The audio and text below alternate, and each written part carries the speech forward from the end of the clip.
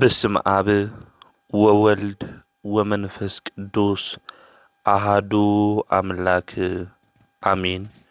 ይትባረክ እግዚአብሔር አምላከ አበዊነ ለዘአብጽሐነ እስከ ዛቲ ሰዓት ቅድሚ ኩሉ ልዕሊ ኩሉ ናብዛ ሰዓት እዚኣ ዘብጽሐና ናይ አቦታትና ናይ ቅዱሳን አምላኽ ናትና እውን አምላኽ ቅዱስ እግዚአብሔር ስሙ ዝተኸበረን ዝተመስገነን ይኹን። እማ አምላክ ወላዲተ አምላክ ቅድስተ ቅዱሳን ድንግል ማርያም ስለ ፍጹም አዶነታ ስለ ፍጹም ክብራ ክብርን ምስጋናን ይብጻሕያ። ከምኡ እውን ቅዱሳን አቦታትና ቅዱሳን አዴታትና ብዝተውሃቦም ክብሪ መጠን ኩሉ ምስጋና ይብጻሕዮም። ኣብ ዝተፈላለየ ዓለም ኮይንኩም እዚ መንፈሳዊ ሚድያ እዚ እትከታተሉ ስድራ እግዚአብሔር ኣብ መስቀል ተሰቂሉ ፍጹም ዝኾነ ሰላሙ ብዝሃበና ብኢየሱስ ክርስቶስ ፍጹም ሰላም ከመይ ትጸንሑ ከመይ ትኾኑ ሰላም እግዚአብሔር ምስ ኩላትኩም ይኹን። እንኳዕ ንኣጋእዝተ ዓለም ቅድስቲ ስላሴ ወርሓዊ በዓል ብሰላም ኣብጽሐኩም ኣብጽሐና። ብኦርቶዶክሳዊት ተዋህዶ ቤተ ክርስቲያን ዕለት 7 ናይ ዓለም ፈጠርቲ ንዓና ኩሉ ዝፈጠሩ ንዝረአይን ዘይረአይን ፍጥረታት ኩሉ ዝፈጠሩ ናይ ኣምልኾትና መሰረት ኣጋእዝተ ዓለም ቅድስት ስላሴ ወርሓዊ በዓል ነኽብር ኢና። ቤተ ክርስቲያን እውን ብዚ መሰረት እዚ ስለ ቅድስቲ ስላሴ ተምህረና ትነግረና እያ።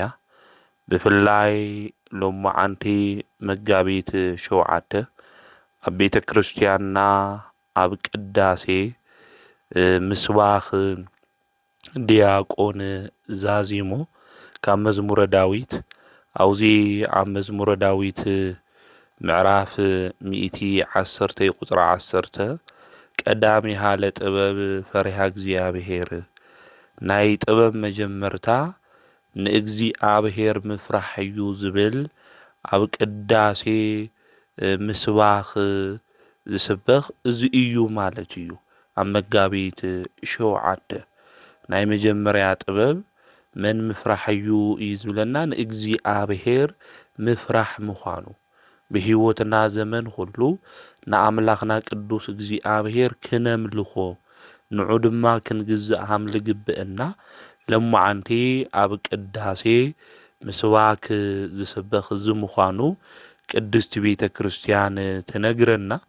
ከምኡ እውን ኣብ ቅዳሴ ዝንበብ ወንጌል ኣብ ማቴዎስ ወንጌል ምዕራፍ 10 ቁጽሪ 28 ለለ እዩ። እዚ ድማ ንእግዚአብሔር ከመይልና ክንፈርሕ ሃምል ግብአና ክንፈርሖ ዝግብአና ድማ ኣምላኽና ቅዱስ እግዚአብሔር ምዃኑ ቅድስቲ ቤተ ክርስቲያን እታምህረሉ ብኣዋጅ እውን መጋቢት 7 እትነግረና እዚ ምዃኑ መጽሓፈ ግጻዌ ይነግረና እዩ የርድአና እዩ። ካብ ቁጽሪ 28 ጀሚርና ክነንብብ እንተለና ነቲ ነፍስን ስጋን ኣብ ገሃንም ክእቱ ዝኽእል ደኣ ፍርሕዎ እምበር ነቶም ንስጋ ዝቐትሉ ንነፍሲ ግን ክቐትልዋ ዘይከኣሎም ኣይትፍርሕዎም እዩ ዝብል ጎይታና መድሓኒትና ኢየሱስ ክርስቶስ ንሽሙ ኣጸዋውዓ ክብሪ ምስጋና ይብጽሓዮ እሞ ንመን ክንፈርሕ ከም ዝግብአና ከምህረና እንተሎ ስጋ ንዝቐትሉ እንታይ ትገብርዎም ኣይትፍርሕዎም። ስጋን ነፍስን ኣዋሂዱ ኣብ ገሃንም ክቐጽዕ ዝኽእል ናብ ገሃንም ድማ ክእቱ ዝኽእል ኣምላኽኩም ቅዱስ እግዚአብሔር ፍርሕዎ። ስለዚ ክንፈርሖ ዝግብአና ንኣምላኽና ንቅዱስ እግዚአብሔር ምዃኑ ቅዱስ መጽሓፍ ይነግረና የርድአና እዩ። ቀጺሉ ድማ ክልተ ኣዕዋፍዶ ብሳንቲም ይሽየጣ ኣይኮናን ሓንቲ እኳ ካብኣተን ብዘይ ፍቃድ ሰማያዊ ኣቦኻትኩም ኣብ ምድሪ ኣይትወድቅን እያ። ስለዚህ ዕዋፍ እውን ዝሕልወን መን እዩ ናይ ሰማይ ኣቦና ቅዱስ እግዚአብሔር እዩ ናይ ሰማይ ኣቦና ቅዱስ እግዚአብሔር ፍቃዱ እንድሕር ዘይኮነ ሓንቲ እኳ እንታይ ትኾነ ኣይትጠፍኢ ኣብ ምድሪ እውን ኣይትወድቂ ይብለን ንስኻትኩም ግና ኩለን ፀጉሪ ርእስኩም እኳ ቁፅራት እየን እምበኣርኸስ ንስኻትኩም ካብ ብዙሓት ኣዕዋፍ እምብዛ ትበልፁ ኢኹም እሞ ኣይትፍርሑ እዩ ዝብል ስለዚ ንዘን ዕዋፋት እዚአን ንከይጠፍኣ ንከይወድቃ ዝገብር ዝሕልወን ኣምላኽ ቅዱስ እግዚአብሔር እዩ ስለዚ ንስኻትኩም ድማ ካብ መን ትበልፁ ኢኹም ካብ ዕዋፍ እንታይ ትገብሩ ኢኹም ትበልፁ ኢኹም ኢሉ ጎይታና መድኃኒትና ኢየሱስ ክርስቶስ ክነግረና እንተሎ ኣብዚ ንምልከት ኢና ማለት እዩ ስለዚ ናይና ተፈጥሮ ካብ ዕዋፍ ተፈጥሮ ይበልፅ እዩ ማለት ንዕዋፍ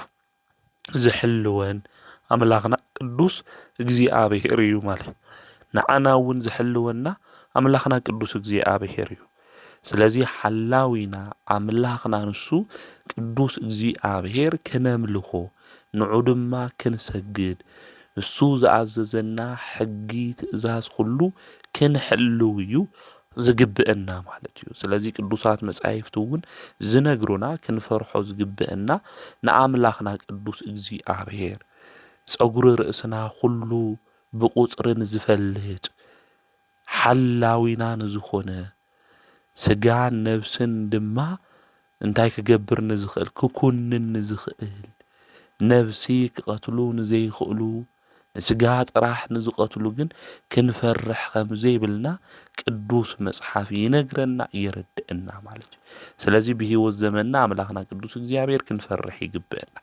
እግዚአብሔር ክንብል እንተለና ኣብ ወልድ መንፈስ ቅዱስ ንብል ኣለና ምዃንና ክንፈልጥ ክንርዳእ ይግብአና እግዚአብሔር ብሂል ኣብ ወልድ መንፈስ ቅዱስ ማለት እዩ ቅዱስ ባሲልዮስ እውን ዘቂሳርያ ከምዝ ነገረና ማለት እዩ እግዚእ ክንብል እንተለና እግዚአብሔር ወልድ ኣብ ክንብል እንተለና እግዚአብሔር ኣብ ሄር ክንብል እንተለና እግዚአብሔር መንፈስ ቅዱስ ብርግብ ኣምሳል ርግብ የዋህ እያ ብርግብ ኣምሳል ኮይኑ ዝተገለጸ እግዚአብሔር መንፈስ ቅዱስ እዩ እግዚአብሔር ወልድ ኢየሱስ ክርስቶስ ኣብ ባህሪ ዮርዳኖስ ክጥመቕ እንተሎ ማለት እዩ ስለዚ ብሂወት ዘመንና ሁሉ ንኣብ ንወልድ ንመንፈስ ቅዱስ እንታይ ክንግበር ክንፈርሕ ንኣብ ንወልድ ንመንፈስ ቅዱስ ድማ ክንሰግድ ከም ዝግብአና ቅዱሳት መጻሕፍቲ ይነግሩና የርድኡና እዮም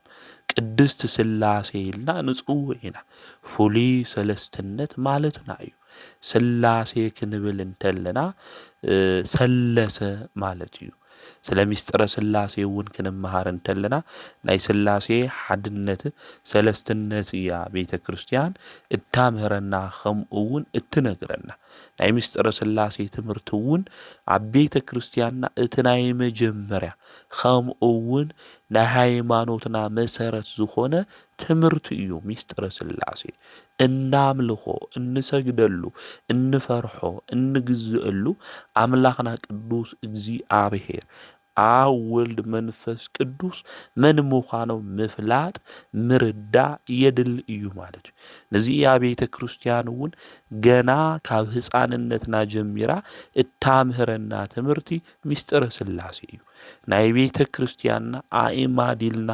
እንጽውዖም ሓሙሽተ እዮም ማለት እዩ ተናይ መጀመርያ ምስጢረ ስላሴ እዩ ተመበል ካልኣይ ምስጢረ ስጋዊ እዩ ተመበል ሳልሳይ ምስጢረ ጥምቀት እዩ ተመበል ራብዓይ ምስጢረ ቁርባን እዩ ተመበል ሓምሻይ ምስጢረ ትንሳኤ ሙታን እዩ እዚኦም ኣፋሊስና ብቁፅሪ እኳ ክንናገር ኣይንኽእል ማለት እዩ መጀመርያ ክንመሃሮ ዝግብአና ስለ ኣምላኽና ቅድምና ክንመሃር ይግብአና ቀፂልና ድማ ኣምላኽ ሰብ ምዃኑ ንመሃር ማለት እዩ ኣምላኽ ሰብ ምዃኑ ምስተምሃርና ድማ ናይ ድሕነትና በሪ ዝኾነ ስለ ጥምቀት ንመሃር ትንጥመቕ ተለና እውን ብኣብ ብወልድ ብመንፈስ ቅዱስ ሽም ኢና እንጥመቕ ጎይታና መድኃኒትና ኢየሱስ ክርስቶስ ንደቀ መዛሙርቱ ክእዝዞም እንተሎ ኣብዚ ኣብ ወንጌል ማቴዎስ ምዕራፍ 28 ካብ ቁጥሪ 15 ጀሚርና ክናነብብ እንተለና ከምዚ ኢሉ እዩ ኣዚዝዎም እምበኣር ኺዱ እሞ ንኹሉ ኣሕዛብ ብስም ኣብን ወልድን መንፈስ ቅዱስን እናጥመቕኹም ነቲ ኩሉ ዝዓዘዝኹም ምእንቲ ክሕልውዎም እናምሃርኹም ደቀ መዛሙርቱ ግበርዎም እንሆ ኣነ ድማ ክሳብ መወዳእታ ዓለም ኩልሻዕ ምሳኻትኩም እየ። ጎይታና መድሓኒትና ኢየሱስ ክርስቶስ ንደቀ መዛሙርቱ ክእዝዞም እንተሎ ብኣብ ብወልድ ብመንፈስ ቅዱስ ሽም እንታይ ግበርዎም? ኣጥምቕዎም። እናጥመቕኹም ድማ ኣምሂርኹም ኣጥሚቕኹም ደቀ መዛሙርተይ ግበርዎም ኢሉ። ስለዚ ንሕና ናይ ክርስቶስ ደቀ መዛሙርቲ ናይ ስላሴ ድማ ውልድነት እንረኽበሉ ናይ ድሕነትና በሪ ዝኾነ እንረኽበሉ ብጥምቀት እዩ። ክንጥመቕ እንተለና ድማ ብኣብ ብወልድ ብመንፈስ ቅዱስ ሽም ንጥመቕ ማለት እዩ። ከምኡ እውን ንቆርብ ካብ ቅድስቲ ስላሴ ብዝተፈለየ ኣካሉ ናብዚ ምድሪ እዚ ዝመፀ እግዚአብሔር ወልድ ናብዚ ዓለም እዚ መጺኡ እዩ። ካብ ድንግል ማርያም ተወሊዱ እዩ። ስጋይ ዝበልዐ ደመይ ዝሰትየ ናይ ዘለዓለም ህይወት እኒአዎ ኢሉ ኣምሂርና እዩ። ስለዚ ናይ ጎይታና መድሓኒትና ኢየሱስ ክርስቶስ ናይ እግዚአብሔር ወልድ ስግኡ ንበልዕ ደሙ ድማ ንሰቲ ብድሕሪኡስ ናዩ ስጋ እንድሕር በሊዕና ናዩ ደም እንድሕር ሰቲና ኾይና ሕያዋን ኢና ማለት እዩ። ስጋይ ዝበልዐ ደመይ ዝሰትየ ናይ ዘለዓለም ህይወት እኒአዎ እዩ። ስለዚ ሓቢርና ናዩ ናይ መድሓኒትና ናይ ኢየሱስ ክርስቶስ ስግኡ ቅዱስ ስግኡ ክቡር ደሙ እንድሕር በሊዕና ኣይንሞት እንታይ እኒአና? ትንሳኤ ሙታን እኒአና። እቲ በኣይ ዝኣምን ሕያው እዩ ኢሉ ክርስቶስ ተናጊሩ እዩ። ትንሳኤን ህይወትን ኣነ እየ። እቲ በኣይ ዝኣምን እንተሞተ እኳ እንታይ እዩ? ሕያው እዩ። ትንሳኤ ሙታን እኒአዎ ትንሳኤ ዘለክብር እኒአዎ ኢሉ ጎይታና መድሓኒትና ኢየሱስ ክርስቶስ ነጊርና። ስለዚ ናይ ቤተ ክርስቲያንና ሚስጥር ኣእማደ ሚስጥር ብዚ መንገዲ እዚ ቤተ ክርስቲያን ተምህረና እያ። ኣእማደ ማለት ዓምዲ ማለት እዩ። ዓምድታት ማለት እዩ። ዓምዲ ከም ንፈልጦ ኩልና ኣብ ላዕሊ ዘሎን ኣብ ታሕቲ ዘሎን ዘራኽብ ደጋፊ እዩ ማለት እዩ። እዞም ሚስጥራት እዚኦም እውን ልክዕ ከም ኣእማደ ሚስጥር ሰማያዊ ዝኾነ ሚስጥር ምድራውያን ዝኾንና ሰባት ንክርድአና ዝገብሩ መራኸቢ ድልድልና እዮም ማለት እዩ። ዓምዲ ገዛ ከም ዘጽንዕ ኩሉ ሃይማኖትና ዘጽንዑልና ኣብ ሃይማኖትና ክንጸንዕ ዝገብሩና ትምህርቲ እዮም እዞም ኣእማደ ሚስጥር ኢልና እንጽውዖም ማለት እዩ። ስለዚ ካብቶም ኣእማደ ሚስጥር ኢልና እንጽውዖም ትናይ መጀመርያ ትምህርቲ ሚስጥረ ስላሴ እዩ ማለት እዩ። ቤተ ክርስቲያን እውን ንዚ እያ ናብ ሰንበት ትምህርቲ ቤት ክንኸድ እንተለና ስለ ናይ ሚስጥረ ስላሴ ትምህርቲ እተምህረና እትነግረና ማለት ሚስጥረ ስላሴ ክንብል እንተለና ናይ ሓድነት ከምኡ እውን ሰለስትነት ሚስጥር ማለት እዩ። ሓደ ኣምላክ ኢና እናምልኽ እዚ ሓደ ኣምላክ ድማ ብሰለስተ ኣካል ዝተገለጸ ኣብ ወልድ መንፈስ ቅዱስ ኣብና ባዕሉ ገጽ እኒአዎ መልክዕ እኒአዎ ከምኡ እውን ኣካል እኒአዎ ወልድ እውን ሃምኡ መንፈስ ቅዱስ እውን ሃምኡ ማለት እዩ። ስለዚ ቅዱስ ቤተ ክርስቲያን ብዚ ሚስጥር እዚ ንኹልና እንታይ ትገብረና? ተምህረና ትነግረና እያ ማለት እዩ። ስለዚ እንፈርሖ እናምልኾ እታ ናይ መጀመርያ ጥበብ ዝኾነት እግዚአብሔር ምፍራሕ እዩ። እግዚአብሔር ማለት ድማ ኣብ ወልድ መንፈስ ቅዱስ ማለት ምዃኑ ክንፈልጥ ክንርዳእ ይግብአና። ስላሴ ዝብል ቃል ንመጀመርታ ግዜ ናብ ኣገልግሎት ቃሉ ዘምጽእዎ ሊቁ ጠርጥሎስና ቴዎፍሎስ ዘአንጾኪያ ብ169 ዓመተ ምህረት ቴዎፍሎስ ዘአንጾኪያ እዩ ስላሴ ዝብል ቃል ተናጊሩ ማለት እዩ። ስለዚ መን ፈጢርኩም ክንበሃል እንተለና ንሕና ስላሴ ንብል። ስላሴ ክንደይ እዮም? ሓደ ይኾኑ ሰለስተ ይኾኑ ሓደ ብምንታይ ይኾኑ ክንበሃል እንተለና ብመለኮት፣ ብስልጣን፣ ባገዛዝኣ፣ ብህላዌ ኢልና ንናገር ማለት። ሰለስተ ድማ ብሹም ብግብሪ ብኣካል ብሹም አብ ወልድ መንፈስ ቅዱስ ይበሃሉ። ነዚኣ ቅድስቲ ቤተ ክርስቲያን እውን በስም አብ ወወልድ ወመንፈስ ቅዱስ አሃዱ አምላክ አብ ወልድ መንፈስ ቅዱስ ኢልና ብሹም ምጽዋዕና ናይ ሹም ሰለስትነት ምስተናገርና ሓደ አምላክ በቅድስት ስላሴ እንዘ አአምን ወእትማጸን እክህደከ ሰይጣን በቅድመ ዛቲ እምየ ቅድስት ቤተ ክርስቲያን እንተ ይእቲ ስምየ ማርያም ጽዮን ለዓለመ ዓለም። ጸሎትና እውን ክንጅምር እንተለና በአብ በወልድ በመንፈስ ቅዱስ ሹም ኢልና ናሹም ሰለስትነት ተናጊርና ሓደ አምላክ በቅድስት ስላሴ ፍሉይ ብዝኾነ ሰለስትነት ኢልና ድማ ንናገር ማለት እዩ። ስለዚ እናምልኾ አምላኽና ቅዱስ እግዚአብሔር ሓደ አምላክ እዩ። ብሹም ብግብሪ ብኣካል ግን ሰለስተ እዩ። ብግብሪ አብ ወላዲ ወልድ ተወላዲ መንፈስ ቅዱስ ድማ ሰራጺ መንፈስ ቅዱስ ካብ መን እዩ ሰሪጹ ተተባሂሉ ብኦርቶዶክሳዊት ተዋህዶ ቤተ ክርስቲያን ትምህርቲ አብዚያው ዮሐንስ ወንጌል ምዕራፍ 14 ቁጥሪ 26 እውን ክናንብብ እንተለና ከአብ ጥራሕ ዝሰረጾ ምዃኑ ይነግረና እዩ የርድአና እዩ። ስለዚ መንፈስ ቅዱስ ካብ መን እዩ ሰሪጹ ተተባሂሉ ካብ አብ እዩ ሰሪጹ። ካቶሊክ ግን ክተምህር እንተላ ካብ አብ ከምኡ እውን ካብ ወልድ ሰሪጹ ኢላ እያ ተምህር። ኦርቶዶክሳዊት ተዋህዶ ቤተ ክርስቲያን ግን ካብ አብ እዩ መንፈስ ቅዱስ ሰሪጹ ኢላ ተምህረና ተነግረና ማለት እዩ። ስለዚ ናይ ምስጢረ ስላሴ ትምህርቲ እዚ እዩ። ካብ ህፃንነትና ጀሚርና እውን እንመሃሮ ቤተ ክርስቲያን እውን እታምህረና ናይ ምስጢር ትምህርቲ እዚ እዩ። ስላሴ ናይ ሓድነት ሹም እኒእዎም ፈጣሪ አምላክ ጎይታ መለኮት እግዚአብሔር ጸዋኦት አዶናይ ኤልሻዳይ ኢልና ንጽውዖም ኢና ማለት እዩ። ነገር ግን ንአብ ሹም ንወልድ የነውይ ናወልድ ሹም ድማ ንመንፈስ ቅዱስ ናመንፈስ ቅዱስ ድማ ንአብ ክንህቦ ናስም ተፋልሶ ክንገብር ንኽእል።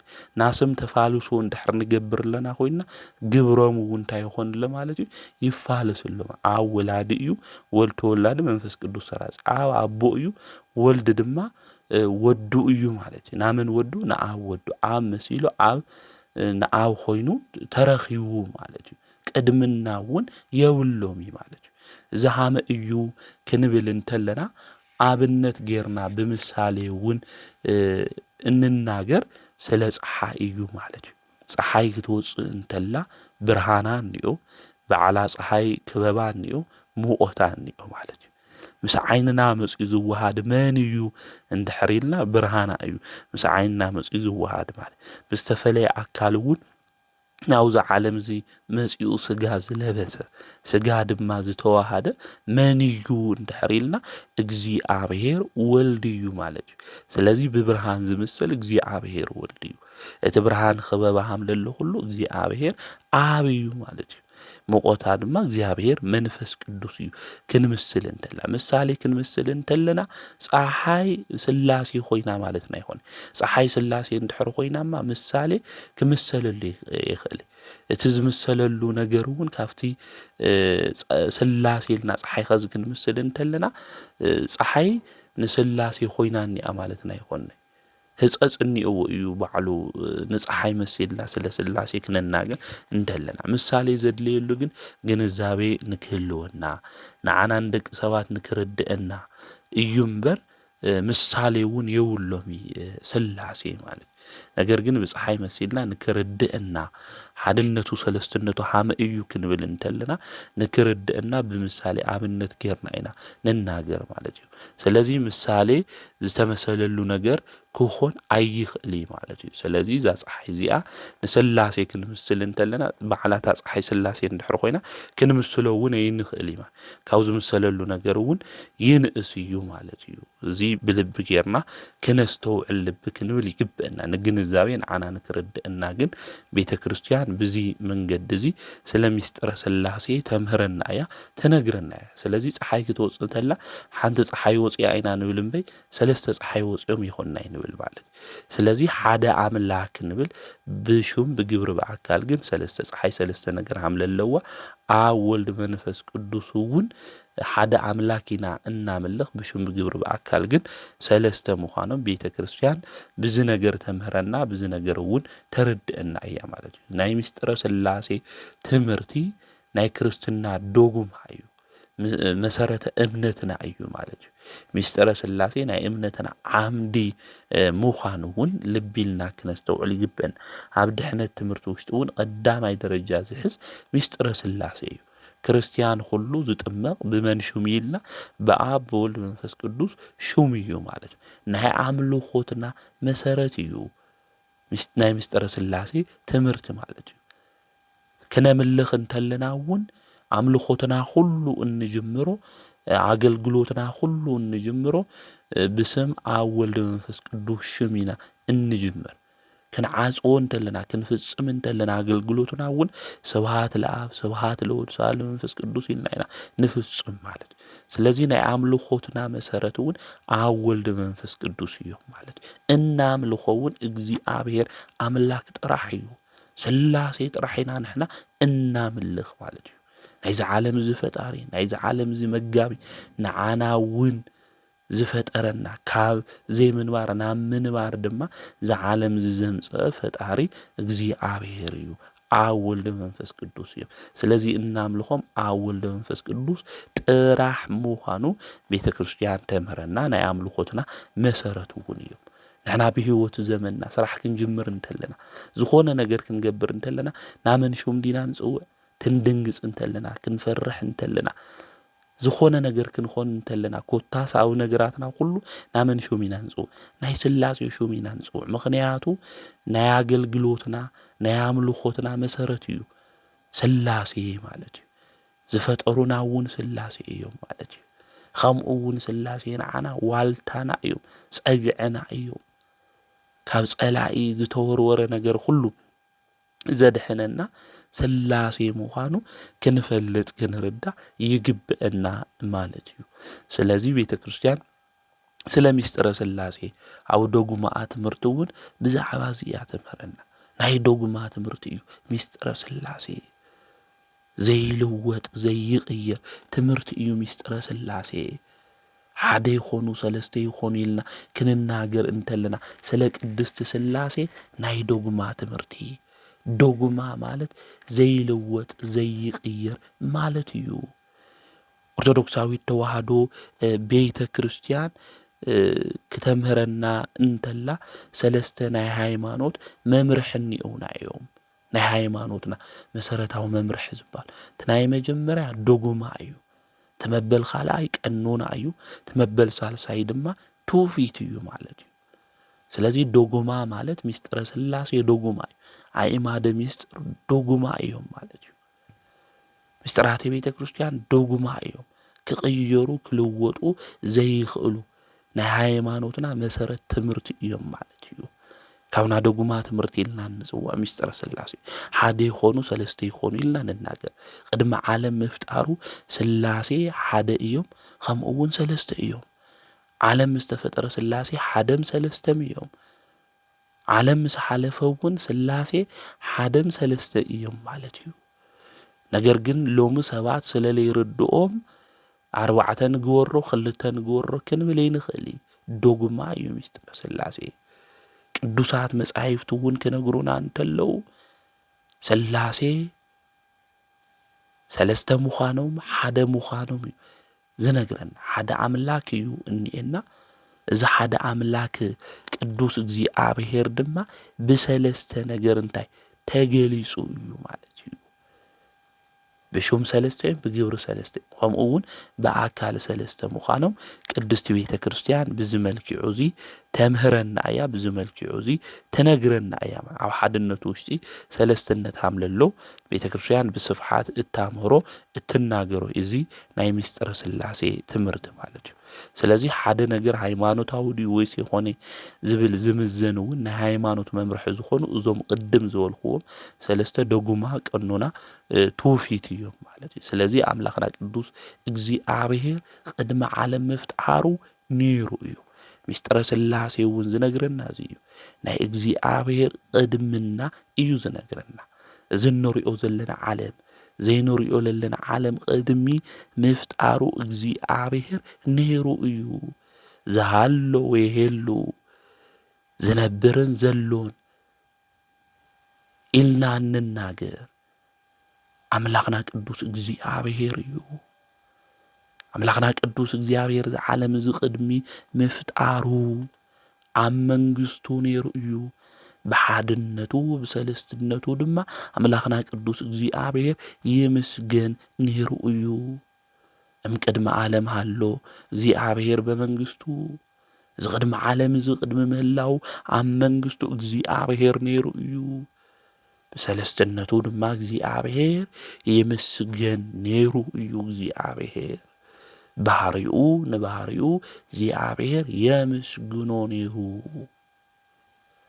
ስለዚ እዚ ዓለም እዚ ቅድሚ ምፍጣሩ እግዚኣብሔር እውን ንጉስ እዩ ኢሉ ልበ ኣምላክ ዳዊት ዝተናገሮ እዚ እዩ። እግዚኣብሔር እሰ ንጉስ ውእቱ እምቅድሚ ዓለም። እዚ ዓለም እዚ ቅድሚ ምፍጣሩ እግዚኣብሔር ንጉስ እዩ። ዘንግሶ ህዝቢ እግዚኣብሔር ኣይደሊ። ስለዚ ኣምላኽና ቅዱስ እግዚኣብሔር ስለ ሃለዋት እግዚኣብሔር ክንመሃር እንተለና ስለ ናይ እግዚኣብሔር ምንባር ቤተ ክርስቲያን ክተምህረና እንተላ ስለ ምስጢረ ስላሴ ክትነግረና እንተላ ቤተ ክርስቲያን እተምህረና እዚ እዩ ማለት እዩ።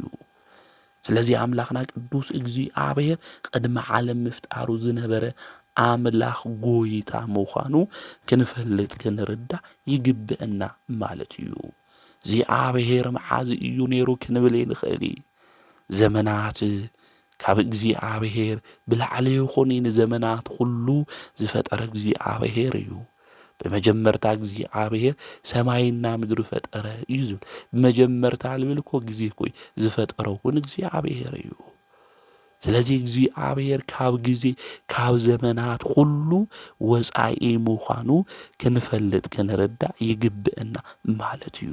ስለዚ ኣምላኽና ቅዱስ እግዚኣብሔር ዓለም ቅድሚ ምፍጣሩ ብሓድነቱ ብሰለስትነቱ ኣብ መንግስቱ ንጉስ ኮይኑ ዝምስገን ዝነበረ ኣምላክ ምዃኑ ምፍላጥን ምርዳእን የድሊ እዩ ማለት እዩ። ስለዚ ናይ ዶጉማ ትምህርቲ እዩ ምስጢረ ስላሴ ናይ እምነትና መሰረት እዩ ኢልና እንነግሮ እዚ ቦታ ግዜ ተተቀያየረ ናይ ምስጢረ ስላሴ ትምህርቲ ዘይቀያየር ዘይልወጥ እዩ ማለት ቅድሚ ኸዚ ከምዚ ነይሩ እዩ ኸዚ ግን ሃምዚ ይኹን ኢልና ኣይንናገር። ምክንያቱ ናይ ዶጉማ ትምህርቲ ስለ ዝኾነ ምስጢረ ስላሴ ማለት እዩ። ስለዚ ስላሴ ክንደይ እዮም? ሓደም ይኾኑ ሰለስተ ይኾኑ ኢላ ቤተ ክርስቲያን ተምህረና እያ። ከምዚ ኢልና ክንናገር እንተለና ብፍላይ ኣብ ዘመንና ዘለው ሰባት ሰለስተ ኣማልክቲ ኢኹም ተምልኹ ኢሎም ዝናገሩ ሰባት እኒአው። ጸሎትና እኳ ክንጅምር እንተለና ኣአትብ ገጽየ ወኩሉ እንታይ በትምህርተ መስቀል በስመ ስላሴ ክንብል እንተለና በአብ በወልድ መንፈስ ቅዱስ ኢልና አሃዱ አምላክ እንደ አምላክ ኢና ንብል ሓደ አምላክ ኢልና ኢና እንናገር ማለት እዩ። ቅዱሳት መጻሕፍት እውን ኦሪት ዘዳግም ምዕራፍ 6 ቁጥር 4 አምላክኻ እግዚአብሔር ሓደ እዩ ኢሉ እዩ ዝናገር ማለት እዩ። ስለዚ አምላክና ቅዱስ እግዚአብሔር ሓደ አምላክ እዩ። ኣብ ሓድነት ውሽጢ ግን ሰለስትነት ከም ዘሎ ቤተ ክርስቲያን ተምህረና።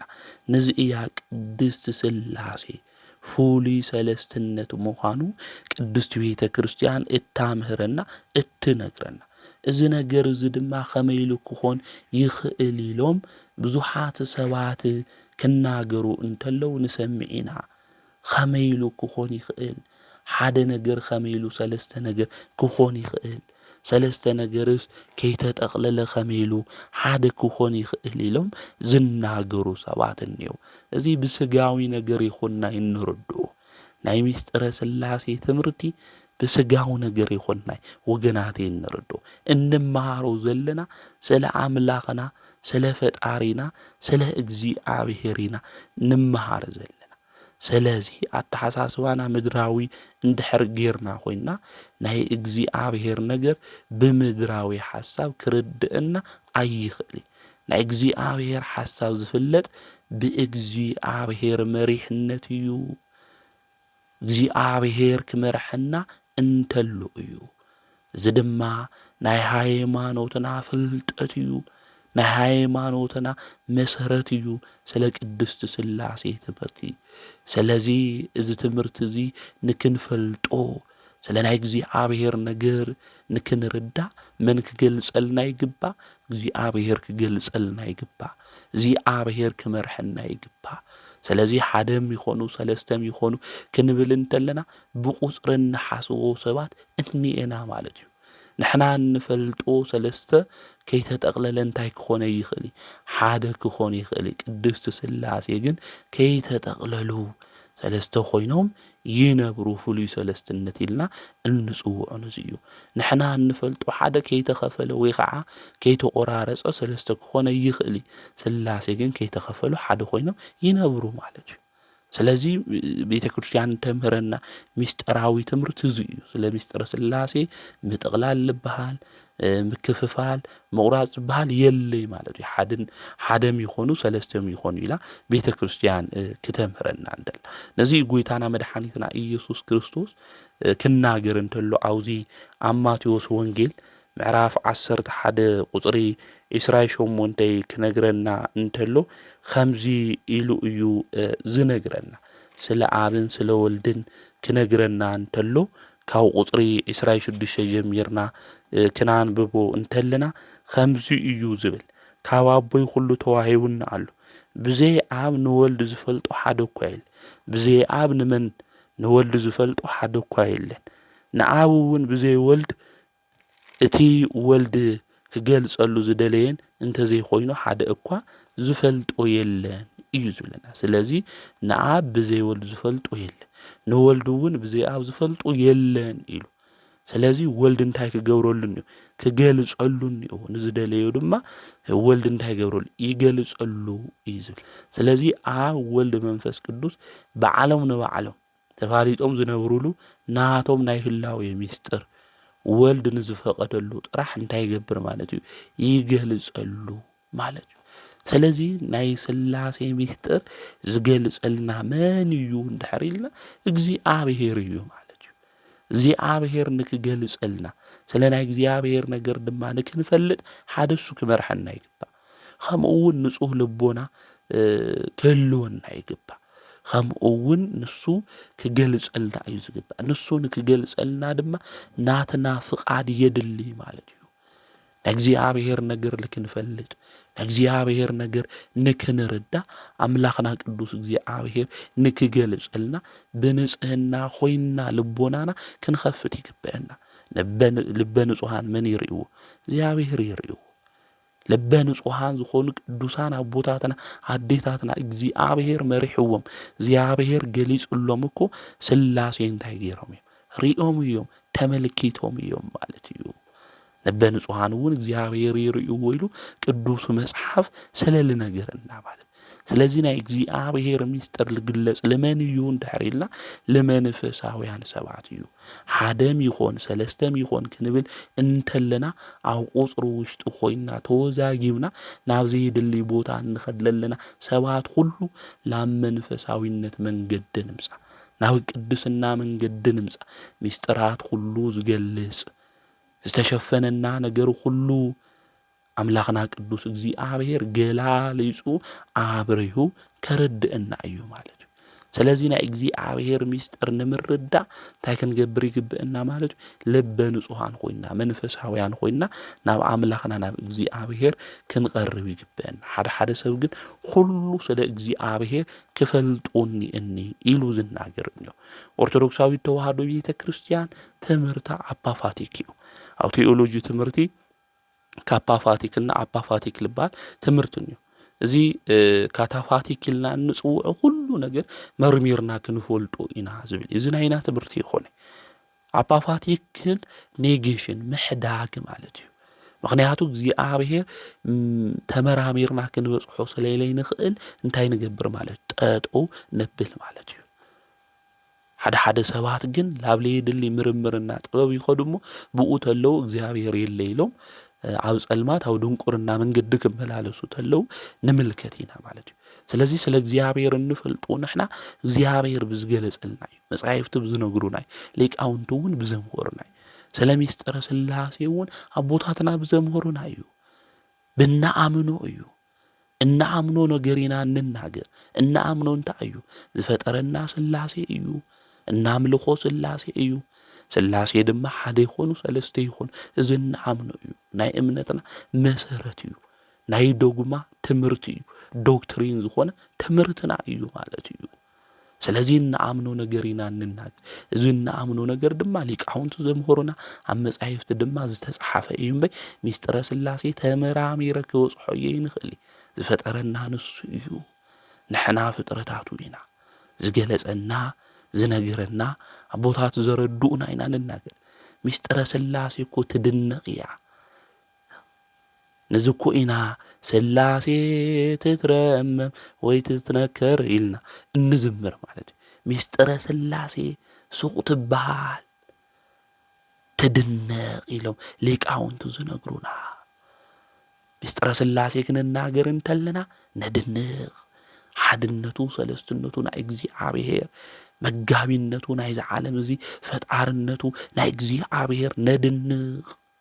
ከምኡ እውን ብዓረመሞ ሱቕ ንብል በር ናይ ሥላሴ ነገር ከምዚ እዩ እዚ እዩ እዚ እዩ ኢልና ተመራሚርና ክንበጽሖ ከምዘይንኽእል ቅዱሳት መጻሕፍቲ እውን ይነግሩና። ቤተ ክርስቲያን እውን ተምህረና እያ ማለት ነዚ እዩ። ኣብ ጸሎትና እውን ክንጅምር እንተለና በቅድስት ሥላሴ ፍሉይ ብዝኾነ ሰለስትነት ኢልና እናምልኾ እንግዝአሉ ሓይልና ኣምላኽና ዝኾነ መን ምዃኑ ክንገልጽ እንተለና ብቅድስት ሥላሴ ንብል ፍሉይ ዝኾነ ሰለስትነት ኢልና እንናገሩ እዚ ምዃኑ ክንፈልጥ ይግባእ። ስለዚህ ንሕና ብህይወት ዘመንና ስለ ሥላሴ እንፈልጦ ተዓዩ ተባሂልና ሥላሴ ኣቦና ምዃኑ ኣምላኽና ምዃኑ ፍሉይ ሰለስትነት ድማ ከም ዘሎ ብሽም ብግብሪ ብኣካል ሰለስተ ምዃኖም እዚ ንፈልጥ ንርዳ። እዚ ምስጢር እዚ ድማ እንታይ ንገብር? ምስጢረ ሥላሴ ነድንቕ። ምስጢረ ሥላሴ ብዓረሞሞ ኮይና እናተደነቕና ከም ኣቦታትና እቲ ንኣምኖ ነገር ብህይወት ዘመንና እንታይ ንገብር ማለት እዩ? ንምስክር ኢና ማለት እዩ። ነገር ግን ምስጢረ ሥላሴ በቃ ተመራሚረ ተለይፈለጥኩ ኢልና ኣብ ምርምር ውሽጢ ብካታፋቲክ ኣተሓሳስባ ንኸድ እንድሕር ኮይና ግን እዚ ልክዕ ሓምለ ይኾነ ወልድ ልመን ይገልጸሉ ማለት እዩ። ንዝደለዮ እንታይ ይገብር ማለት እዩ? ይገልጸሉ። እግዚአብሔር ወልድ እንድሕር ደይገለጸልና ኮይኑ ኣምላኽና ቅዱስ እግዚአብሔር እንድሕር ደይገለጸልና ኮይኑ ናይ ሥላሴ ነገር ክንፈልጥ ከም ለይንኽእል ቅዱስ መጽሓፍ እውን ነጊርና እዩ ማለት ንወልድ ዝፈልጦ ሓደ እኳ የለን ብዘይ ኣብ ዝፈልጦ የለን እዩ ዝብል። ስለዚህ ኣምላኽና ቅዱስ እግዚአብሔር እንድሕር ዘይገለጸልና ኮይኑ ናይ ሥላሴ ምስጢር ሃምዚ እዩ እዚ እዩ ክንብል ይንኽእል። ነገር ግን ስለ ምስጢረ ሥላሴ እንምሃር ስለ ቅዱስ ሥላሴ እንምሃር ግን ኣቦታትና ሊቃውንቲ ብዝነገሩና ብዘምሁሩና ከምኡ እውን ኣብ መጻሕፍቶም ብዝጸሓፉልና ቅዱስ ቤተ ክርስቲያን ስለ ምስጢረ ሥላሴ ተምህረና ስለ ምስጢረ ሥላሴ ድማ ተነግረና ማለት እዩ።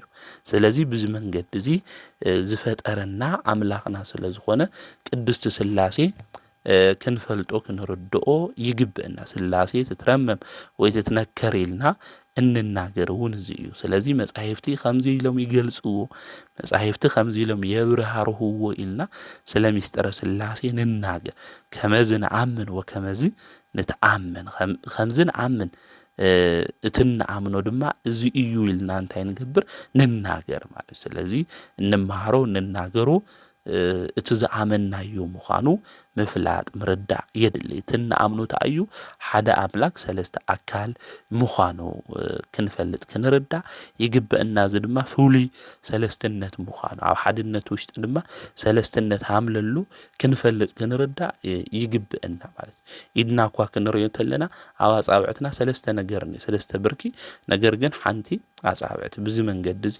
ናይ ሥላሴ ነገር ክንርድኦ ክንፈልጦ ይግበአና ሰለስተ ኣማልክቲ ግን ከም ለይነምልኽ ሓደ አምላክ እግዚአብሔር ከም ዘለና ምፍላጥ ምርዳእ የድሊ እዩ ማለት እዩ አምላኽና ቅዱስ እግዚአብሔር ስለናቱ ብዝተፈላለየ ዘመን ክገልጽ እንተሎ ንምልከት ኢና ብፍላይ ምስጢረ ሥላሴ ብብሉይ ኪዳን ስውር እዩ ነይሩ ኣብ ብሉይ ኪዳን መጻሕፍቲ ክንምልከት እንተለና ኣይተገለጸይ ነይሩ ኣይተብራህርሀይ ነይሩ ንምንታይ እዩ እንድሕር ኢልና አምላኽና ቅዱስ እግዚአብሔር እስራኤላውያን መን ምዃኖም ይፈልጥ እዩ ማለት እዩ ስለዚ እግዚአብሔር እውን ዘምህረና ብንኽእሎ ነገር እዩ ዝገልጸልና ብንኽእሎ መጠን እዩ አምላኽና ቅዱስ እግዚአብሔር ዝግለጽ ንኢሳይያስ እኳ ክግለጾ እንተሎ ንጉስ ኮይኑ እዩ ተገሊጹ ንአብርሃም ድማ ብሰለስተ አረጋውያን ብሽማግለታት ኮይኑ እግዚአብሔር ተገሊጹ ስለዚ እግዚአብሔር ዝግለጸልና ከምናተና ናይ አእምሮ ስፍሓትና እዩ አምላኽና ቅዱስ እግዚአብሔር ዝግለጽ ማለት እዩ ስለዚ ብብሉይ ኪዳን አምላኽ ቅዱስ እግዚአብሔር ብሰለስትነቱ ተገሊጹ ተትኾን ነይሩ ኣብቲ ዘመን እሱ ዝነበሩ ሰባት መምለኬ ጣዖት እውን እዮም ነይሩ ዝተፈላለዩ ጣዖት እውን ዘምልኹ እዮም ነይሩ ንፀሓይ ዘምልኹ እዮም ነይሮም ፀሓይ ሰለስተ ነገር እኒእዋ ከምኡ እውን ኣነ ብሰለስተ በአብ ወልድ መንፈስ ቅዱስ ብሽም ከምኡ እውን ብግብሪ በአካል ሰለስተ እየኢሉ እግዚአብሔር ተትግለጽ ተትነግሮም ነይሩ ሰለስትነቱ ተትገልጸሎም ነይሩ አምላኽ ቅዱስ እግዚአብሔር ሰለስተ አማልክቲ ኢሎም ከምልኹ ነይሮም እዮም ማለት እዩ አምላኽና ቅዱስ እግዚአብሔር ብመጠኑ ክንፈልጦ ክንርድኦ ብንኽእል ሚስጥር ንኹልና ዝገልጸልና ንሐዋርያት እኳ ክነግሮም እንተሎ ብዙሕ ዝነግረኩም ነገር ነይሩ ነገር ግን ክትሽከምዎ ኣይትኽእሉን ኢሉ ኣብ ዮሐንስ ወንጌል ምዕራፍ 16 ቁጥሪ 12 ተናጊሩ ስለዚ እስራኤላውያን እውን 430 ዘመን ዝነበሩ ኣብ ግብጺ ኣብ ባርነት እዩ ግብጽ ድማ ንፈልጣ ጣዖት ብምምላኽ እዩ ግብጽ ንኹሉ አምላኽ ኣለዎም ንዘይፍለጥ አምላኽ ኢሎም እውን የምልኹ ነይሮም እዮም አምላኽና ቅዱስ እግዚአብሔር ሊቀ ነቢያት ቅዱስ ሙሴ ጫማኻ አውፅእ ኢሉ እውን ዝተናገረሉ ምኽንያት ሓደ ናይ ግብጺ ጥንቁልና ተማሂሩ ስለ ዝነበረ እዩ ማለት ስለዚ ጫማኻ አውፅእ ኢሉ ሓደ ዝተናገረ እውን ንዙ ምዃኑ ቅዱሳት መጻሕፍቲ ይነግሩና ስለዚ እግዚአብሔር ንእስራኤል እንታይ ይህቦም ሕጊ ሂብዎም እዩ ካብ ግብጺ ምስ ኣውፅኦም ሕጊ ሂብዎም እዩ ናይ ግብጺ ኣምልኾት ግን ኣብ ውሽጦም ስለ ዝነበረ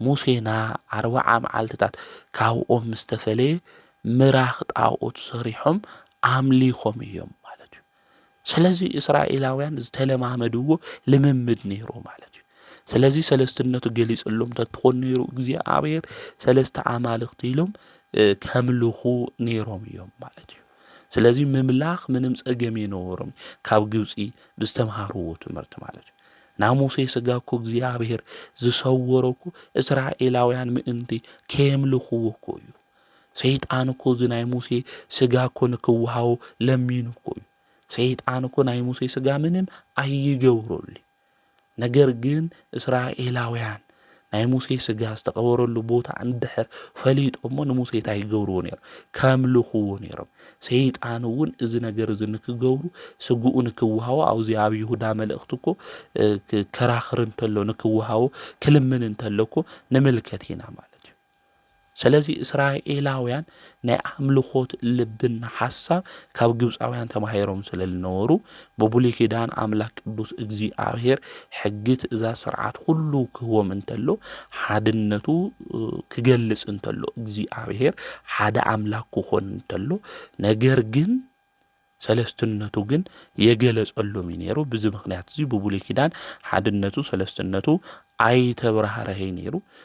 ነገር ግን እግዚአብሔር ብምስጥር ሰለስትነቱ ግን ኣብ ቅዱሳት መጻሕፍቲ ተናጊሩ እዩ ማለት መጀመርታ እግዚአብሔር ሰማይና ምድሪ ፈጠረ እዩ ዝብል መጀመርታ ክብል እንተሎ አልፋና ኦሜጋ መጀመርታና መወዳእታ ንሱ አምላኽና ቅዱስ እግዚአብሔር ወልድ እግዚአብሔር ክብል እንተሎ እግዚአብሔር አብዩ ከምኡውን ናይ እግዚአብሔር መንፈስ ኣብ ልዕሊ ማይ ነበረ ኢሉ እግዚአብሔር መንፈስ አፍታና መጀመሪያ ኦሪት ዘፍጥረት እኳ ስለ አብ ስለ ወልድ ስለ መንፈስ ቅዱስ ሊቃውንተ ቤተ ክርስቲያን ይነግሩና የርዱና መጽሐፍ ቅዱስ እውን ከነንብቦ እንተልና በዘፈቀደ ይኾንናይ በዓልና ብዝበለና እንተርጉሞ አቦታትና መተርጉማን ሊቃውንተ ቤተ ክርስቲያን ተርጉሞም ና ቴዎሎጂ ምሁራን እውን አብራሃርዮም ናይ ሚስጥር መጽሐፍ እውን እዩ መጽሐፍ ቅዱስ ማለት እዩ። ስለዚ ናፍታና መጀመሪያ ኦሪት ዘፍጥረት እኳ ክንምልከት እንተለና ስለ አብ ስለ ወልድ ስለ መንፈስ ቅዱስ ይነግረና እዩ።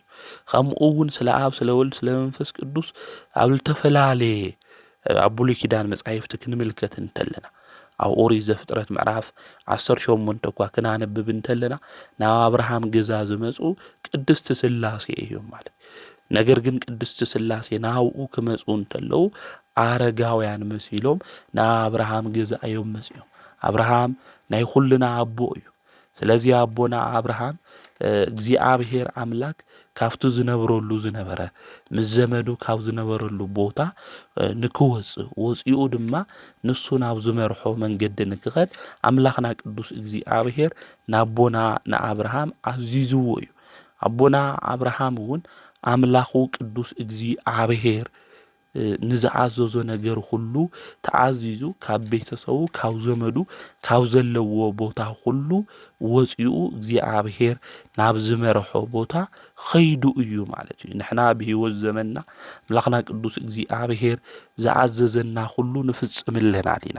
ካብዚ ቦታ እዚ ናይ ኃጢአት መንደር እዩ ናይ ርኩሰት መንደር እዩ ውጽኡ ኢሉ እግዚአብሔር ንኹልና ክመኽረና እንተሎ ንኹልና ክነግረና እንተሎ ካፍቲ ዘይጠቕመና ዘይረብሐና መንገዲ ንወጽእ ኣለና ዶ አብርሃም ግን አምላኹ እግዚአብሔር አሚኑ ዘመዱ ቤተሰቡ ጎረቤቱ ሁሉ ነገሩ ገዲፉ እግዚአብሔር ናብ ዘርአዮ ምድሪ እዩ ኸይዱ።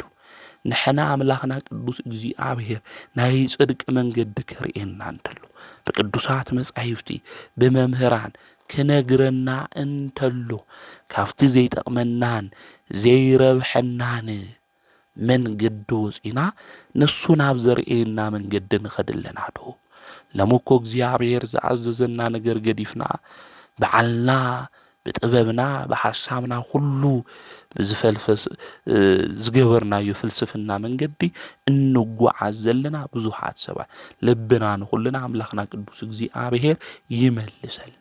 ስለዚ አቦና አብርሃም በእምነት ዝተመስከረሉ አቦ እዩ ናይ እምነት አቦ እዩ አብርሃም እግዚአብሔር አሚኑ ናብ ዘይፈልጦ ዓድን መንደርን ዝኸደ ቅዱስ አቦ እዩ። አምላክ ቅዱስ እግዚአብሔር እውን ንዝባርኹኻ ክባርኾም እየ ንዝረግሙኻ እውን ክረግሞም እየ ኢሉ ናቦና ንአብርሃም ቃል ኪዳን እውን ኣትይውሉ እዩ። ዘርእኻ እውን ከም ሰማይ ከዋኽብቲ ከም ምድሪ ሓሸዋ እውን ከብዝሖም እየ ኢሉ ዓብዪ ህዝቢ ክገብረካ እየ ክባርኸካ እየ ንስምኻ እውን ክዕብዮ እየ ንበረከት ድማ ክትኸውን ኢኻ ኢሉ ናቦና ንአብርሃም ቅዱስ አምላክ እግዚአብሔር ባሪኽዎ እዩ። ኣቐዲሙ ኣቦና አብርሃም ይኾነ ነይሩ አብርሃም ተባሂሉ እዩ ዝጽዋዕ ነይሩ ናይ ውሕዳት አቦ ማለት እዩ። አብርሃም ማለት ግን ናይ ብዙሓት አቦ እዩ። ስለዚ እዚ ናይ ብዙሓት አቦ ዝኾነ ቅዱስ አብርሃም ምግቢ ክበልዕ እንተሎ ጋሻ እንድሕር ዘይመፀ ምግቢ የበልዕ ነይሩ። ንሕና ምግቢ ክንበልዕ እንተለና ሰብ እንድሕር አንኳሕኩሕ ገዛና እኳ ሕውዎ ኮይና ንብል። አብርሃም አቦና ግን ሰብ እንድሕር ዘይመፀ ምግቢ ዘይበልዕ ጋሻ ድማ ዝቕበል ቅዱስ ሰብ እዩ ነይሩ። ንሕና ደቂ አብርሃም ኢና። ናይ አብርሃም ግብሪ ድማ ክንፍጽም እዩ ዝግብአና። ኣጋይሽ ክንቕበል ይግብአና። ንዝጠመዩ ድማ ክንዕንግል ይግብአና ማለት እዩ። ስለዚ አብርሃም እዚ ሰናይ ተግባሩ እዚ ክሰርሕ እንተሉ ሰይጣን ቀንዐ። ሰናይ ተግባራት ሁሉ ክንፍጽም እንተለና ዝቐንዕ መን እዩ እንድሕር ኢልና ጸላኢና ዲያብሎስ እዩ ዝቐንዕ ማለት እዩ። ስለዚ ዲያብሎስ እንታይ ገይሩ ተንኰል ሓሲቡ ናብ አብርሃም ገዛ ሰብ ንከይመጽእ ብእምኒ ንባዕሉ ሰይሩ እናእወየ ሰባት ክሓልፉ እንተለዉ እንታይ ኮይንካ ክብልዎ እንተለዉ አብርሃም ናብ ገዝኡ ኸይደ ከብልዐኒ ኢለ ንሱ ግን ብእምኒ ሰይሩ ሰዲድኒ ኢሉ ተናገረ። ብዙ ግዜ እዚ ሰባት ፈሪሖም ንሰለስተ መዓልቲ ናብ አብርሃም ገዛ ከይመጹ ቀረዩ። አብርሃም ድማ ምግቢ ከይበልዐ 3 መዓልቲ ጸንሐ። ከመይ ዝበለ ቅድስና እዩ ወገናተይ። ብድሕሪ እዚ አብርሃም ብቐትሪ ኣብ ኣፍ ደገ ድንኳኑ ተቐሚጡ እንተሎ ኣብ ኣእዋም መምሬ ተቐሚጡ እንተሎ ማለት እዩ እግዚኣብሔር ተገለጸሉ እዩ ዝብል። መን ተገለጸሉ? እግዚኣብሔር ተገለጸሉ። ኣዕንቱ ቆላሕ እንተበለ እነሆ 3 ሰባት ኣብ ቅድሚኡ ደው ኢሎም ረኣየ። መን ተገሊጹሉ? እግዚኣብሔር። እዞም 3 ሰባት እዚኦም ኣብ ወልደ መንፈስ ቅዱስ እዮም ማለት እዩ። እግዚኣብሔር ብሂል ኣብ ወልደ መንፈስ ቅዱስ እግዚኣብሔር ተገሊጹሉ። ከምኡ እውን ቆላሕ እንተበለ 3 ሰባት ኣብ ቅድሚኡ ደው ኢሎም ረኣየ። ምስ ረኣዮም ድማ ካብ ኣፍ ደገ ድንኳኑ ብድድ ኢሉ ክቕበሎም ጐየ። ናብ ምድሪ ፍግም ኢሉ እውን ሰገደ እዩ። ናብ መሬት እውን ፍግም ኢሉ እንታይ ገበረ? ሰገደ ማለት እዩ። ንሱ ድማ ኦ ጎይታይ ኣብ ቅድሜኻ ሞጎስ እንተ ደኣ ረኺበስ ቤዛኻ ንባርያኻ ከይተሓልፈኒ እልምን ኣለኹ ቁሩብ ማይ ከምጽኦልኹ። መጀመርያ ስለ ሓድነቶም ተናጊሩ ማለት እዩ። ባርያኻ ኣይትሕለፎም ኢሉ ተናጊሩ። 3 እዮም፣ ነገር ግን ብሓደ ሰብ ገይሩ ተናጊሩ። ቀጺሉ ድማ ቁሩብ ማይ ከምጽኦልኹም እሞ ኣእጋርኹም ተሓጺብኹም ኣብ ትሕቲ ዛፎም ኣዕርፉ ኢልዎ። ሰለስትነቶም ድማ ተናጊሩ ማለት እዩ አብርሃም። ቀጺሉ ድማ አብርሃም ክገብሮ ዝግብኦ ነገር ሁሉ ፈጺሙ ናብ ሳራ እውን ኣትዩ ናብቲ ድንኳን ቀልጢፍኺ 3 መስፈር ሕሩጭ ጌራ ቅጫ ክትስንክት ሓምሊ ግባእ 3 መስፈር ጌራ ማለት እዩ። ድሓር ስላሴ ናብ ገዝኡ ዝመጽሉ ንክባርኽዎ እዩ ንአብርሃም ማለት እዩ። አብርሃም ምግቢ ኣቕሪቡሎም እግሮም እውን ሓጺብዎም ማለት እዩ። እግሮም እውን ሓጺቡ ነቲ ሓደ ተሸኪምዎ ክኸድ እንተሎ 3ኦም ናብ ገዝኡ ከም ዝኣተዉ እውን ቅዱስ መጽሓፍ ይነግረና። ንሳራ እውን ክትወልዲ ኢኺ ሽዑ እግዚኣብሔር ንዓመታ ከምዚ እዋን እዚኣ ብርግጽ ክምለሰካ እየ ሰበይትካ ሳራ ድማ ወዲ ክትወልድ እያ ኢሉ ተናጊርዎ። ሳራ ድማ እዚ ነገር እዚ ከመይ ኢሉ ክኾን ይኽእል ኣነ ኣረጊ እየ ፍትወት ኩሉ ነገር የለይ ኢላ ድማ ተናጊራ እያ ማለት እዩ። ኣብዚ ግዜ እዚ ስላሴ ውላድ የነውሮም አብርሃምና ሳራ ማለት እዩ። ጋሻ ስለ ዝቕበል አብርሃም ሰናይ ተግባር ስለ ዝፍጽም እግዚኣብሔር ዝኣመነ እምንትኡ እግዚኣብሔር ጸጉዑ እግዚኣብሔር ስለ ዝገበረ እግዚኣብሔር ናብ ዘብርሖ ምድሪ እውን ስለ ዝኸደ ውላድ ድማ ሂብዎም። ንአብርሃም ገዛ ኣትዮም ስላሴ እንታይ ገይሮም ባሪኾሞ እዮም። ከዚ እውን በረከት ዘድልዮ ገዛ እኒአና፣ በረከት ዘድልዮ ስራሕ እኒአና ወገናተይ፣ በረከት ዘድልዮ ህይወት እኒአና። ቅድስቲ ስላሴ ንኹልና ይባርኹና ወገናተይ። ህይወትና እኮ ተበላሽውና እኮ እዩ ኣይስተኻኸል ኢልና መንገዲ ናይ ህይወት መምርሒ ዝጠፍአና ብዙሓት እኒአና ኢና። ናይ አብርሃም ገዛ ኣትዮም ስላሴ ከም ዝባረኹ ናይ አብርሃም ገዛ ኣትዮም ውላድ ዘይነበሮም አብርሃምና ሳራ ገዝኦም ግን ብዝተባረኸ ውላድ ብይስሐቅ ናይ ይስሐቅ ገዛ ንክኾን ዝገበሩ ስላሴ ህይወትና እውን ብብዙሕ ነገር ተበላሽው ብሓዘን ዝተኸበበ ብዙሕ ህይወት እኒአና እዩ።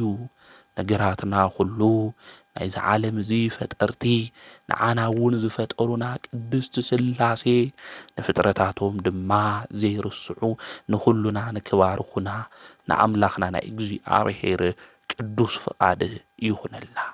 ስለዚህ ቅዱስ ሥላሴ ይባርኹና። ቅዱስ ሥላሴ ናብ ሕይወትና ይምጽኡ። ኣብ ወልድ መንፈስ ቅዱስ መጺኦም ይባርኹና። ወገናተይ በረከት ዘድልዮ ነገር ብዙሕ ነገር እኒአና። ሰላም ሲኢና ይንባረኽ ዝብልና ፍቅርካ ኩልና ዝጠፍአና ብዙሓት ኢና። ናይ አብርሃም ሥላሴ ሓጉሱ ዓትዮም ዝባረኹ ኩሉ ነገርና ይባርኹና። ነገራትና ኩሉ ልበረከት ይኾን ኢልና እዩ። ዝሓዝናዩ ዝጨበጥናዩ ኩሉ እናጠፍአና ተቸጊርና ኢና። ቅዱስ ሥላሴ ይባርኹልና ወገናተይ። ኣብ ሕይወትና ኩሉ መጺኦም የሳኽዔ ኾነ ዝበለ ነገራት ሁሉ ቅድስቲ ሥላሴ ባሪኾም ንከስተኻኽሉልና ናቶም ፍቃድ ይኹንልና። ስለዚህ ንአብርሃም ገዛ ሥላሴ ኣትዮም ኩሉ ነገሩ ንአብርሃም ድማ እንታይ ገይሮምሉ ባሪኾምሉ ውላድ ድማ ሂቦሞ። አብርሃም ገዛ ውላድ የነበረይ ኣርሞሞ እዩ ነይሩ። ከዚ ግን ብዝሓቅ ዝተመልአ ገዛ ንክኾን ገይሮሞ ንአብርሃም ገዛ። ናይ ኣርሞሞ ዝኾነ ሓዳር ኮኒአና እኮ እዩ እናተባኣስና እናተጸላእና ሕይወትና ሁሉ ሓዳርና ሁሉ ናይ ክትዕ መድረኽ ዝገበርናዩ እንጨቃጨቕ። ሕይወትና ሰላም ዝሰኣና ሓዳርና ሰላም ዝሰኣና ብዙሓት እኒአና ኢና።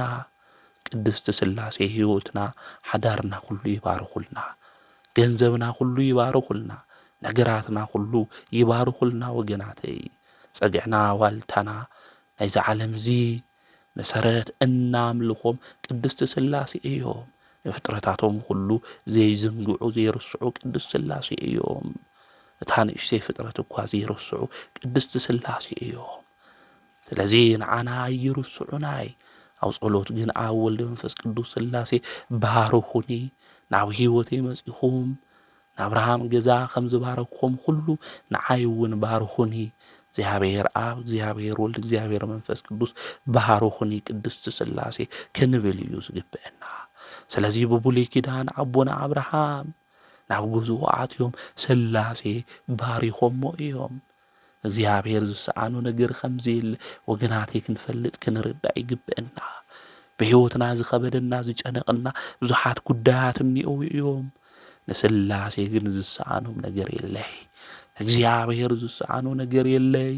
ንባርያኻ ይተሕለፈኒ ኢሉ አብርሃም አቦና ከም ዝለመነ ንባርያኹም ንፍጥረትኩም ንዓይ ኣይተሕለፉኒ ብበረከት ድማ ናባይ ንዑ ባርኹኒ ሥላሴ እንድሕር ኢልና ቅድስ ሥላሴ ናብ ሕይወትና መጺኦም ኣይኾኒ ዝተባሃለ ነገር ሁሉ ኣስተኻኺሎም ተስፋ ዝቆረጽናሉ ነገር ሁሉ ቀጺሎም ኣስተኻኺሎም ሕይወትና ብሰላም ብፍቕሪ ንክኾን ቅድስ ሥላሴ ይባርኹና እዮም። ንሥላሴ ዝሰኣኖ ነገር ስለዚ የለ።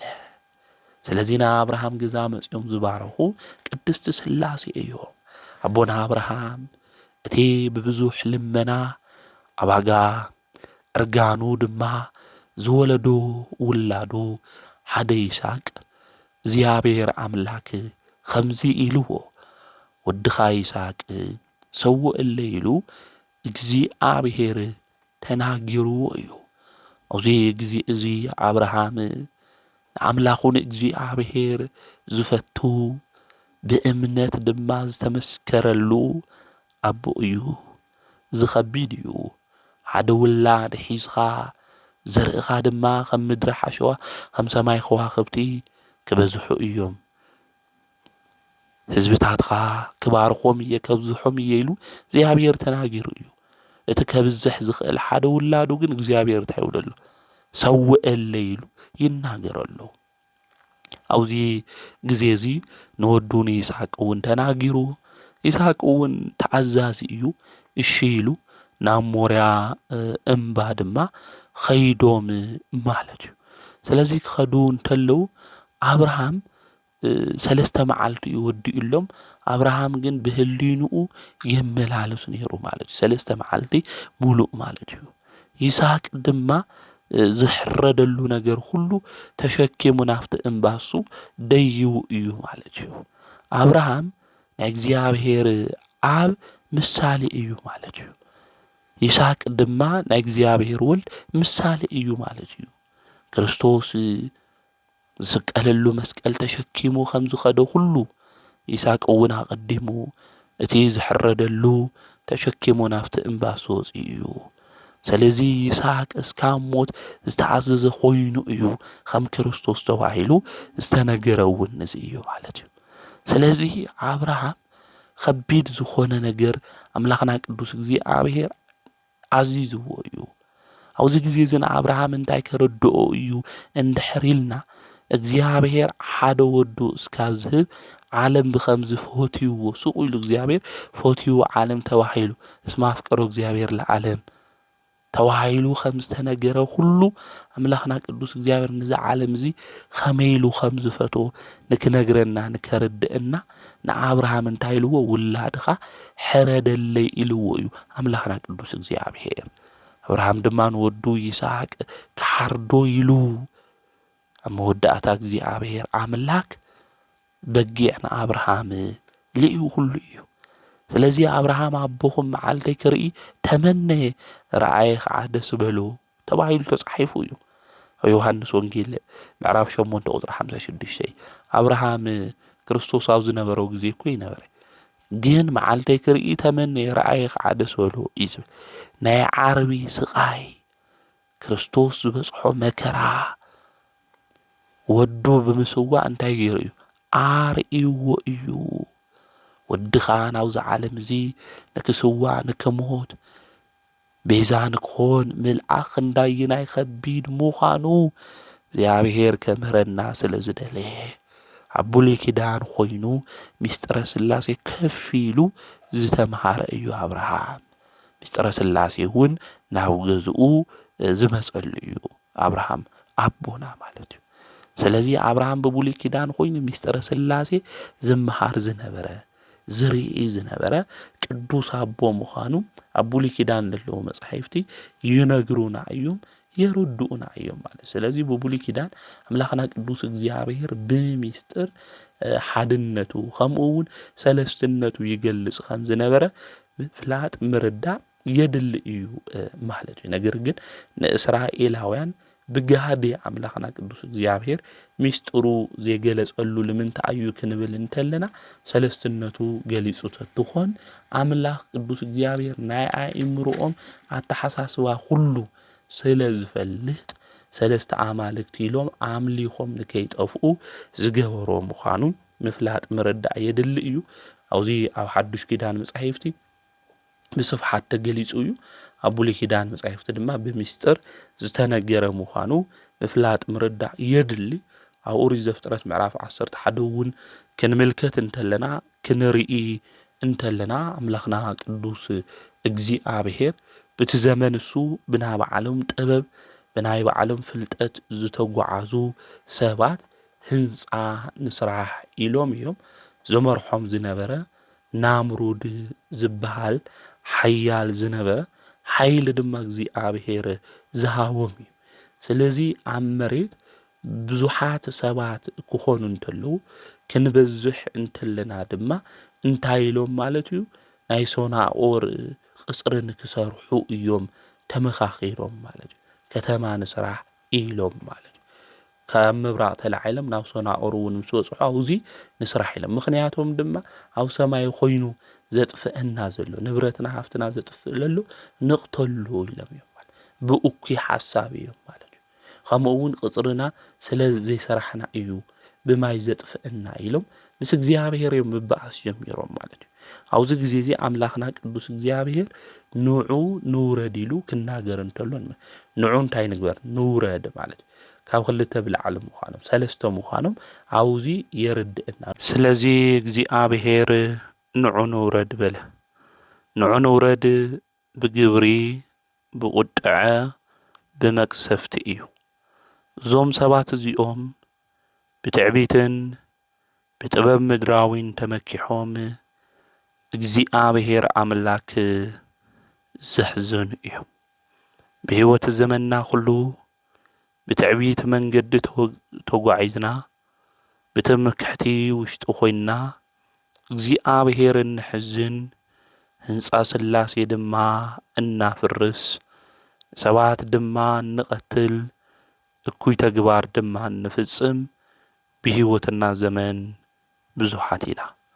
ስለዚ ኣምላኽና ቅዱስ እግዚኣብሔር ንዑ ንውረድ ኢሉ ብቁጥዐን ብመቅሰፍትን ወሪዱ ቋንቋኦም ኩሉ ክደባለቕ ገይሩ እቶም ህዝቢ ክበታተኑ ከም ዝገበሮም ኩሉ ንሕና እውን ነገራትና ኩሉ ከይብተን ህይወትና ኩሉ ብመቅሰፍቲ ዝተኸበበ ንከይኹን ካብ ትዕቢት መንገዲ ካብ እኩይ ስራሕትና ኩሉ ክንምለስ እዩ ዝግብአና። ስለዚ እዞም ሰባት እዚኦም ንኣምላኽ ቅዱስ እግዚኣብሔር ንቕተሎ ኢሎም ኣምላኽና ቅዱስ እግዚኣብሔር ኣብ ኩሉ ቦታ ዘሎ ሙሉእ በኩሊሄ እዩ ስላሴ። ነገር ግን ንሳቶም ኣብ ዝተወሰነ ቦታ ጥራሕ ዝነብር ገይሮም ናይ ፍልጠቶም ውስንነት ናይ ትዕቢቶም ልቢ ኣካይዳ ኣብዙ ንምልከት ኢና። መወዳእትኦም እውን መቅሰፍትን ቁጥዕን ናይ እግዚኣብሔር ኣብ ልዕሊኦም ከም ዝነደደ እዩ ቅዱስ መጽሓፍ ዝነግረና። ህንፃ ሰሪሖም ትህንፅኦም ግን ዓብዪ እዩ ነይሩ። እግዚኣብሔር ድማ ምስኦም ስለዚ ነበረ። እግዚኣብሔር ድማ ምስኦም ስለዚ ሰርሐ። ፍቃድ እግዚኣብሔር እውን ስለዚ ነበረ። ናይ ስላሴ ፍቃድ እውን ከይሓተቱ ብትዕቢት ኮይኖም ነጥፍኦዮን እግዚኣብሔር ኢሎም ዝተናገሩ ስለ ዝኾኑ ነገራቶም ኩሉ ተበቲኑ እዩ። ዝሓሰብዎ ኩሉ ተበቲኑ ተሓደ ንተሓደ እውን ከይሰምዖ እግዚኣብሔር ኣምላክ ገይሩ እዩ። ስለዚ ብህይወት ዘመንና ኩሉ እንሰርሖም ነገራት ኩሉ ናይ ስላሴ ፍቃድ ክንሓትት ይግብአና። ስራሕትና እውን ክንሰርሕ እንተለና ስመ ስላሴ ክንጽውዕ ይግብአና። ሕዚ ስራሕቲ ክንሰርሕ ተለና ስመ ስላሴ ንጽውዕ ዶ ንኾን? እግዚአብሔር ፍቃድ ንሓትት ዶ ንኾን? ወይስ ብና በዓልና ጥበብ ብና በዓልና ፍቃድ ኢና ንጓዓዝ? ብዙሕ ግዜ እኮ ተጓዒዝና ኮይና ብና በዓልና መንገዲ የሳኽዐልና ኢሉ የከናወነልና ኢሉ ኮይኑ ሓመድ ሓፍስቲ ኮይና ዝቐረና እኮ ብዙሓት ኢና እኒአና።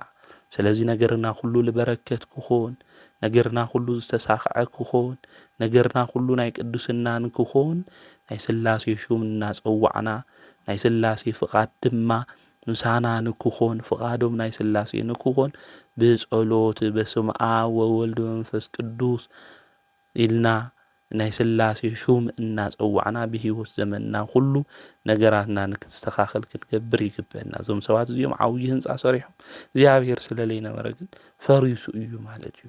ኣብ ዘመንና እውን ተሰራሕና እግዚኣብሔር ምሳና እንድሕር ሌሎ ኮይኑ ልጽድቂ ይኾንና ይድበረከት ኣምሊ ይኾንና ዘርድአና ናይ መጽሐፍ ቅዱስ ታሪክ እዩ እሞ ዝነገር ዝልክፈርስ ዝገበሩ ቅዱስ ስላሴ እዮም። ንዑኑ ርህድ ካብ ክልተ ብላዕሊ እዩ። ስላሴ እውን ሓደ ይኾኑ ሰለስተ ይኾኑ ልበልናዮ ንዚ እዩ።